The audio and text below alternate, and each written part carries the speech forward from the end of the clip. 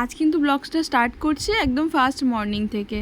তো hello everyone, Payel মন পাখি চ্যানেলে নতুন একটা ভিডিওতে সবাইকে ওয়েলকাম। তো দেখো সকালবেলায় ঘুম থেকে উঠে, মানে আজকে তো জলদি জলদি উঠে পড়েছি সকালে। তো সকালবেলায় ঘুম থেকে উঠে আমি তাড়াতাড়ি করে স্নান করে পুজো দিয়ে নিয়েছি। আর আজকে কিন্তু যাব আমি মামাবাড়িতে, যেহেতু মামাবাড়িতে আমার মামির 1 বছর মানে মৃত্যুবার্ষিকী। তো সেই জন্য নিমন্ত্রণ করেছে মামাবাড়ির থেকে। তো আমাকে যেতে হবে। মা আগের দিনই চলে গেছে সকালবেলায়, মানে আগের দিন সকালবেলায় চলে গেছে, আর আমি পরের দিন আর কি সকালবেলায় যাব। কারণ আগের দিন যাওয়াটা আমার সম্ভব হয়নি কাজের জন্য। তো পরের দিন আমাকে যেতেই হবে, না গেলে একটা কেমন দেখায়। তো দেখো মানে সকালবেলা স্নান করে পুজো দিয়ে একদম রেডি হয়ে নিয়েছি, এখন বেরোচ্ছি বাড়ি থেকে। আর বাড়ি থেকে যেহেতু বাস স্ট্যান্ডটা অনেকটাই দূরে, তো তাড়াতাড়ি যেতে হবে, মানে আধ ঘন্টা হাতে নিয়ে আমাকে যেতে হবে। তো ওই জন্য 10টায় বাস ধরবো বলে আমি 9:30 বাড়ি থেকে বেরিয়ে গেছিলাম। আর বেরিয়ে গিয়ে কিছুটা যাওয়ার পরে তারপরে হচ্ছে দেখলাম যে না, আমি অনেক তাড়াতাড়ি চলে এসেছি, মানে খুব স্পিডে আর কি সাইকেল চালিয়েছিলাম বলে তাড়াতাড়ি চলে এসেছি বাস স্ট্যান্ডে। তো 9:40 না একটা মানে টিকার যায়, সেই টিকারটাতে আমি পেয়ে গেছিলাম বলে আমি মানে আরও সুবিধা হয়েছে, আমি আরও ফাস্ট চলে এসেছি। তো দেখো এটা হচ্ছে আমার মামাবাড়ির মেন রোডটা সামনের আর কি। তো এখানেই নামতে হয়, নেমে আর কি 2 মিনিটের হাঁটার রাস্তা, তো হেঁটে যেতে হয়। এখান থেকেও টোটোতে যাওয়া যায়, যেহেতু 2 মিনিট, বেশিক্ষণ টাইম লাগে না যেহেতু। তো ওই জন্য আমি হেঁটে হেঁটেই চলে যাচ্ছিলাম। আর বাইরে যা রোদ, যা গরম, তো কি আর বলবো। দেখো, আর আমি ছোটোবেলা থেকেই এখান থেকে আমি হেঁটে হেঁটেই আসি, টোটো করে মা আমাকে নিয়ে আসে না। আর এই যে গল্প করতে করতে চলে আসলাম মামাবাড়ির সামনেটায়। আর আমার মামাবাড়ির সামনেটায় দেখেছো অবস্থা কীরকম, এই আমি জন্মের পর থেকেই দেখে আসছি। এই দু সাইডে হচ্ছে দুটো ডোবার মতন, মানে খাল টাইপের আর কি। তো মাঝখান থেকে এই যে এটা আর কি পেতে দেয়, জানি না এটাকে কি বলে। তো এই সিঁড়ির মতন আর কি চাতাল টাইপের পাতা আছে, এখান থেকেই যেতে হয়। আমি যখন খুব ছোট ছিলাম না, তখন এখান থেকে যাওয়া আসা করতে খুব ভয় পেতাম। আর এখন এই জায়গাটা ভীষণই একটা খারাপ অবস্থায় হয়ে গেছে, কিন্তু আমার মামা মামিদের অভ্যাস হয়ে গেছে এখান থেকে যাওয়া আসা করাটা। তো ওদের না অতটা ভয় লাগে না। আমার বোনকে দেখেছি সাইকেল নিয়ে একদম গড়গড় গড়গড় করে চলে যায়, আমি তো ভীষণ ভয় পাই। আর এই যে দেখো আমার মামা বাড়িটা, তারপরে মানে ঘরে ঢুকে মামি বলল যে সকালবেলায় কিছু খেয়ে আসিস নি, তাহলে একটু ভাত দিই, ভাত খেয়ে নে। তো আলু সিদ্ধ ঘি ভাত খেয়ে নিয়েছিলাম। আর এই যে বোন আর ওই যে মামি বসে আছে। তো যেহেতু লজে আর কি অনুষ্ঠানটা হবে, তো বাড়িতে সেরকম কোনো কিছুর অনুষ্ঠান করেনি, তো ওই জন্য মামি আমাকে খেতে দিয়ে দিয়েছিল আলু সিদ্ধ ভাত। তো আলু সিদ্ধ ভাতটাই খেয়েছিলাম, তারপরে তোমাদের সাথে গল্প করতে চলে আসলাম মামাবাড়ি থেকে। আর বাড়ি যেতে চাইতাম না, তো সেই আনন্দটাই আবার মনে হয় ফিরে পেয়েছি। তো যাই হোক, আমার মামাবাড়িটা তোমাদের কাছে শেয়ার করি, ঘুরে দেখাই, চলো আমার মামাবাড়িটা তোমরা একটু দেখে নাও। তো এখানে এই যে প্যান্ডেলটা করা হয়েছে, এখানে আর কি আগের দিনে শ্রাদ্ধের কাজ করা হয়েছে, তো ওই জন্য প্যান্ডেলটা করা হয়েছে। কিন্তু বাড়িতে কোনো অনুষ্ঠান হবে না, আজকে যে খাওয়া দাওয়াটা হবে ওটা লজে হবে। আর আগের দিনও খাওয়া দাওয়া হয়েছে, ওটা হয়েছে মন্দিরে। আর এই যে দেখো ওই যে সামনে বাড়িটা দেখতে পাচ্ছ, ওই বাড়িটা হচ্ছে আরেকটা মামা বাড়ি আমার। এই মামা বাড়িতে এখন পর্যন্ত কেউ থাকে না। আর এই বাড়িটা পুরো ভুতুরে বাড়ির মতন অবস্থা হয়ে রয়েছে, মানে বাড়ির ওপরে বটগাছ টটগাছ হয়ে, মানে বিচ্ছিরি একটা ঝুল নোংরা চারিদিকে, মানে বিচ্ছিরি অবস্থা হয়ে ভাঙাচোরা হয়ে পড়ে রয়েছে। আর ওই সাইডে তো দেখতে পেলে কত জঙ্গল। তো আমার মামাবাড়ি না পুরোটা জঙ্গলের মধ্যেই মামাবাড়ি বলতে পারো। তো আর এই যে এই ঘরটা, এটা হচ্ছে পুরনো একটা ঘর, মানে পুরনো মানে আমার দাদুর ঘর। তো এই ঘরে আমি ছোটোবেলা থেকে মানুষ হয়েছি। আর এই যে দেখো জানলা দরজা ভাঙাচোরা হয়ে পড়ে রয়েছে, মানে ভেতরেও দেখাবো তোমাদেরকে। তো আর এই যে জানলা দরজাগুলো কীরকম হয়ে রয়েছে। আর ওই যে একটা বউ দেখা যাচ্ছে, ওই বউটা হচ্ছে পাশের বাড়ির, উনি আর কি এখানে জামা কাপড় শুকো দিচ্ছে। আর এটা হচ্ছে পেছন দিকটা। আর এই বাড়িটার পেছন দিকটা তোমাদের দেখাচ্ছি, দেখো এই বাড়িটার পেছন দিকটা একদম ভাঙা হয়ে পড়ে রয়েছে, মানে টিন ভেঙে গেছে, দেওয়াল ভেঙে গেছে, সব কিছু একদম বিচ্ছিরি মার্কা অবস্থা হয়ে পড়ে রয়েছে। আর এই যে কলপাটটা, এই কলপাটটা তো এখন আর ব্যবহারই করা হয় না, যেহেতু সামনের দিকে এখন টাইমের জল চলে আসে, টাইম কল রয়েছে, মোটর রয়েছে, সব কিছু রয়েছে। আর এই যে এগুলো না বাথরুম, তো এই বাথরুম টাথরুম এখন আর কিছু সেরকম ব্যবহার করা হয় না। আর এই যে দেখো চারিদিকে গাছ, সুপুরি গাছ, নারকেল গাছ, তারপরে নানান ধরনের গাছ, যেই মানে গাছগুলোর আমি নামও জানি না আর কি। তো এই বাগানটা আমি যখন ছিলাম মানে ছোট ছিলাম তখন এই বাগানে পুরো পরিষ্কার ছিল, এত নোংরা ছিল না, বাগানটা পুরো মানে এত গাছগাছালি ছিল না, পরিষ্কার বাগান ছিল। আর এই বাগানে বড় বড় আম গাছ ছিল, মানে এই আম গাছগুলো এত বড়ই, এত মোটা, মানে 4-5 জন জড়িয়ে ধরলে যতটা মোটা হয় ততটাই মোটা ছিল। আর অনেক আম হতো এই গরমের সময়। মানে এই আম গাছে মানে 3টে আম গাছ ছিল বড় বড়। তো এই আম গাছে পুরো আম হয়ে মানে এই চারিদিকের যে মানুষগুলো আছে সব মানুষ এই আম বাগানেই থাকতো এই গরমের সময়। আর এই যে এখানে একটা গর্ত রয়েছে, এই গর্তের এখানটায় আম গাছটা ছিল, এখন আম গাছগুলো সব কেটে ফেলেছে। আর ওই দিকে না অনেক জায়গা রয়েছে, মানে অনেক বড় বাগানটা নিয়ে। আর দেখে মনে হচ্ছে আমি পুরো একদম কোন একটা জঙ্গলে এসে পড়েছে। আর এখানে না অনেক সাপ কোপ মশা প্রচুর উৎপাত হয়ে রয়েছে। আর এখানে যেহেতু এখন আর আসা হয় না, ব্যবহার করা হয় না, সেহেতু পুরো জায়গাটা একদম বিচ্ছিরি হয়ে রয়েছে। মশা বসেছিল, এই যে দেখো, এই এই সাইডগুলোতে আর যাওয়া হয় না। আগে না এইখান থেকে একটা রাস্তা ছিল, সোজা চলে যেত।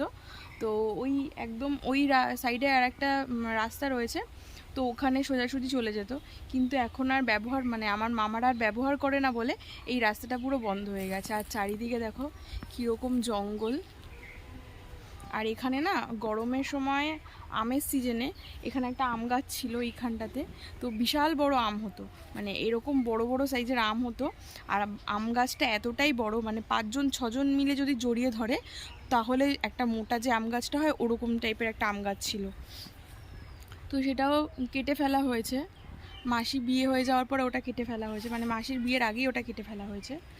তো এখানে কলা গাছ রয়েছে, আর কি গাছ আছে, একটা লেবু গাছ ছিল যখন আমি ছোট ছিলাম, এরকম বড় বড় গন্ধরাজ লেবু হতো, সেই গাছটাও এখন নেই আর কি। ওটা মনে হয় মরে ঠরে গেছে, কিছু একটা হবে।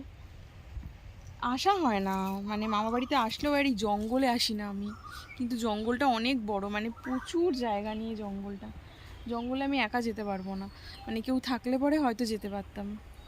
চলো এবার তোমাদেরকে আমার দাদুর বাড়িটা দেখাই, যেই বাড়িতে আমার দাদু থাকতো। আমি ছোটোবেলায় মানুষ হয়েছি, এখন তো পুরনো নতুন বাড়ি করা হয়েছে, কিন্তু ছোটোবেলা থেকে যেই বাড়িটাতে আমি থাকতাম, আমার মা বাবা মানে আমার মা থাকতো, আমার মামা থাকতো, আমার মাসি থাকতো, সেই বাড়িটাই তোমাদেরকে এখন ঘুরে দেখাই, মানে ভুতুড়ে বাড়ি যেটাকে বলে।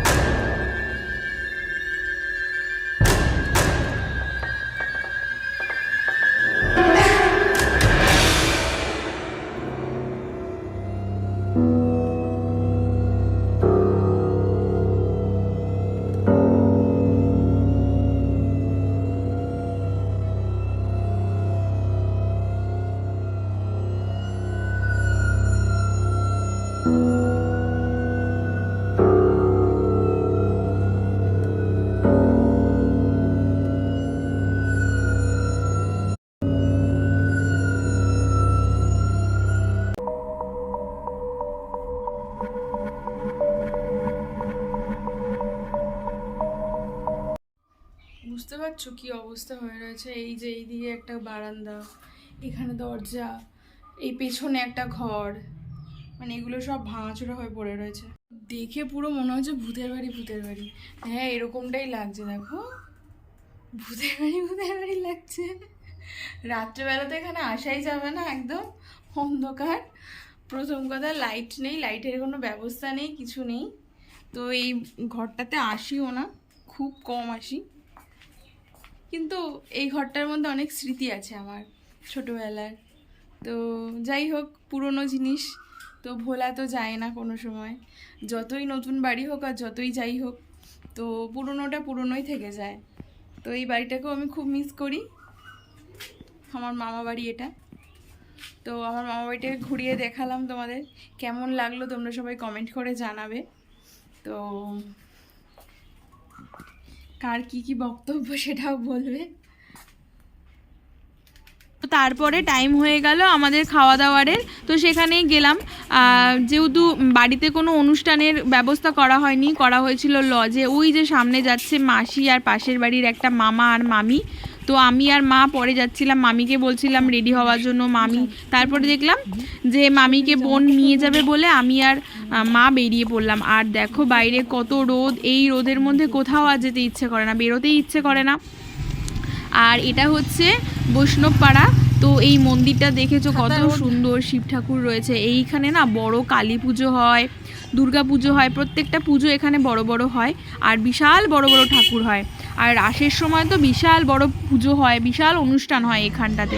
তারপরে ওখান থেকে চলে আসলাম লজে, যেই লজে আর কি খাওয়া দাওয়ার অনুষ্ঠান চলছে আর কি হবে। তো আমরা চলে এসেছিলাম প্রায় 1টার সময়, তখনও লোক এসে পৌঁছায়নি। আর মানে কিছু মানে 2-1জন এসছিল, বেশি লোক এসে পৌঁছায়নি। আর ওই যে দেখা যাচ্ছে ওটা হচ্ছে শ্যামচাঁদের মঠ আর কি, মঠের চূড়াটা সামনেই শ্যামচাঁদ মন্দির। তো জানোই তো শ্যামচাঁদ মন্দির এখানে কারা কারা আর কি চেনো জায়গাটাকে। এটা হচ্ছে শান্তিপুরের একটা জায়গা, মানে শ্যামচাঁদ মন্দির। তো এই যে দেখো সিঁড়ি, এটা হচ্ছে সিঁড়ি, মানে আমরা যেখানে খেতে যাব আর কি, 3তলায় আর কি খাওয়া দাওয়ার অনুষ্ঠান হয়েছিল। তো আমরা ছিলাম সেকেন্ড ফ্লোরে, সরি ফার্স্ট ফ্লোর, আর এটা হচ্ছে সেকেন্ড ফ্লোর। তো সেকেন্ড ফ্লোরে খাওয়া দাওয়ার অনুষ্ঠান হয়েছিল। আর এটা না সরি ভুল বললাম, এটা হচ্ছে সেকেন্ড ফ্লোর। এইখানেই সবাই বসেছিল। আর এই যে সব লোকজন এক এক করে আসছে। তো ওখানে আমার মামি রয়েছে, মাসি রয়েছে, এই যে মেসো আর বোন, এরা বসে বসে ফোন ঘাটছিল। আর ওই যে মাসি মা, এরা কার সাথে কথা বলছিল আমি ঠিক বলতে পারবো না। আমি 2 মাকে মানে সাইডে নিয়ে আমি মাঝখানে বসে পড়ছিলাম, মানে ওই সাইডে বসেছে মাসি, আর আমার বাদিকে বসেছে মাসি, আর ডান দিকে বসেছে মা, মানে দুজনের মাঝখানে আমি বসেছিলাম। আর তারপরে খাওয়া দাওয়া করে বাড়ি আসলাম। বাড়ি এসে একটুখানি রেস্ট নিয়েছিলাম, একটুখানি ঘুমিয়েছিলাম, ঘুমিয়ে বিশ্রাম নিয়ে তারপরে দেখো মা বাড়ি যাব, তখন বলছে মা যে লাউ শাক নেবে। তো এই যে দেখো আমার মামা বাড়ির এই সামনেটায়, মানে সামনে যে জঙ্গলটা, এই জঙ্গলটাতে না বিশাল লাউ শাক হয়েছে। আর আমি লাউ গাছের যে ডগাগুলো আছে, মাথাগুলো আছে, ওগুলো খুব ভালো খাই। তো মা ওই জন্য কাঁচি নিয়ে এসছে, যে লাউ শাক নিয়ে যাবে বাড়িতে। তো আর এখানটায় জানো তো খুব রিক্সের একটা জায়গা, মানে এতটাই ঢাল আর কি, গর্ত। বললাম না আসার সময়, মানে ফার্স্টে যে ডোবা ছিল একটা। তো এখন যেহেতু গরমকাল শুকিয়ে যায়, আর বর্ষাকালে না প্রচুর জল হয়ে যায়, মানে এক মানুষ সমান জল হয়ে যায়। আর আমি তো ভীষণ ভয় পাই এই ডোবা টোবাগুলো, ছোটোবেলায় ভয় পেতাম, এখনও ভয় পাই। এখন হচ্ছে বর্ষাকালে দেখলে পরে বেশি ভয় পাই। তো এই যে দেখো মা এই ডগাগুলো কাটছে, লাউ গাছের ডগা, লাউ শাক নিয়ে যাবো বাড়িতে। মামা বাড়ির জিনিস যাই নিয়ে আসি না কেন বা যাই খাই না কেন খুবই সুস্বাদু হয়। তো ওই জন্য মা এই লাউ শাকের ডগাগুলো কেটে নিচ্ছে একটা একটা করে।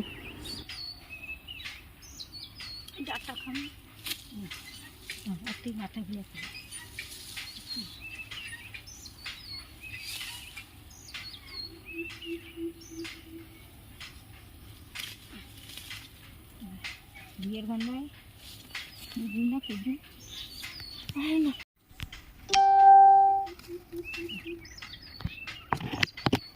ডাল পালা সব।